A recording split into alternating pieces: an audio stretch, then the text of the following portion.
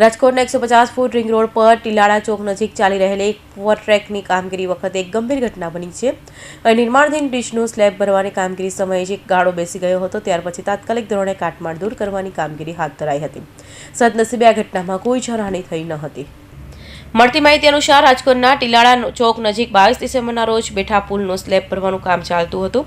ત્યારે અચાનક સ્લેબનો એક ભાગ નમી ગયો હતો. આ ઘટનાની જાણ થતાં તંત્ર હરકતમાં આવ્યું હતું અને બેસી ગયેલા સ્લેબને તોડી પાડી કાટમાળ દૂર કરવાની કામગીરી શરૂ કરાઈ હતી.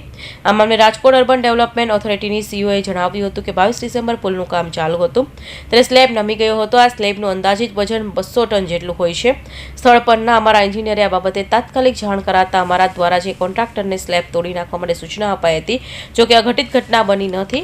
સ્લેબનો કાટમાળ દૂર કરવામાં લગભગ 1 દિવસ લાગશે અને તે પૂર્ણ થયા બાદ બ્રિજની આગળની કામગીરી ફરી શરૂ કરી દેવામાં આવશે.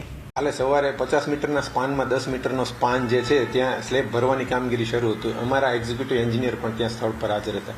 સ્લેબ ભરતા જ્યારે નીચેના સપોર્ટ હતા એમાં સહેજ ખસ્યો સપોર્ટ, એટલે સ્લેબ સહેજ બેન્ડ થયેલો, એટલે અમારા એક્ઝિક્યુટિવ એન્જિનિયરે તે એમને સંપૂર્ણ દૂર કરવા માટેની સલાહ આપેલી હતી અને એ પ્રમાણે સૂચના મુજબ જ એ સ્લેબને આખો હટાવી લેવાની કામગીરી એજન્સી દ્વારા કરવામાં આવેલ છે અને ત્યારબાદ નવેસરથી શરૂઆતથી એ સ્પાનની કામગીરી શરૂ થશે.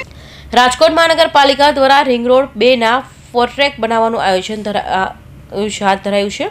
તેના ભાગરૂપે જામનગર હાઈવેથી સ્માર્ટ સિટી સુધી 2.1 કિલોમીટરથી 26.13 કરોડના સ્માર્ટ સિટીથી કટારિયા ચોક સુધી 3.9 કિલોમીટર 40.69 કરોડ અને કટારિયા ચોકથી કંટોક સુધીનો રસ્તો 2.79 કિલોમીટર 27.50 કરોડના ખર્ચે ડેવલપ કરવા માટેની ટેન્ડર પ્રક્રિયા હાથ ધરી કામગીરી ચાલી રહી છે.